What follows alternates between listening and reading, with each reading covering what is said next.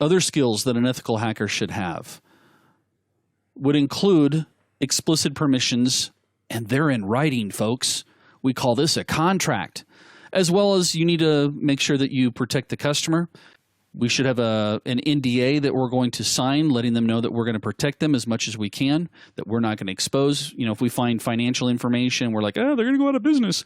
We're not exposing that. That's not our job. Now, most of the time, ethical hackers are going to see possible weaknesses in systems or in infrastructures that we're evaluating, and we should never expose those or talk about those. You need to make sure that this contract that you create in writing, again, you're going to not only spell out the permissions, the things that you're allowed to do, you're also going to specify what are the targets, what are the scopes that I'm allowed to do. Am I allowed to hit this from the outside? What is off limits? If I gain access to a specific area, what am I supposed to do?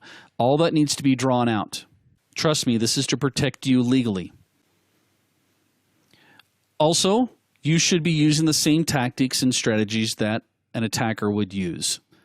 That's the whole purpose of this course, so that you can learn those tactics and strategies. You don't just make things up or take shortcuts to make it look like you know what you're doing. No means no. Now, what we mean by this is that if a customer lays out some specific guidelines of what's allowed and what's not allowed, you do not try to bypass those. You do not make the exception. If there is a change in the scope of what you're doing, it needs to be in writing. As an ethical hacker, you should never target a system or a network that you don't own or that you're not allowed into. If during the test, the owner, your boss, whoever, comes and says no or stop, you stop immediately. Failure to do so is going to make your life seem like one of those thriller movies where only two people know about what's going on and nothing's been documented, and the one person who's in charge gets killed and the guy gets leaving holding the bag and everybody thinks he's guilty. Again, documentation. And when it comes to documentation, the other thing you need to be aware of is that you will report all your results.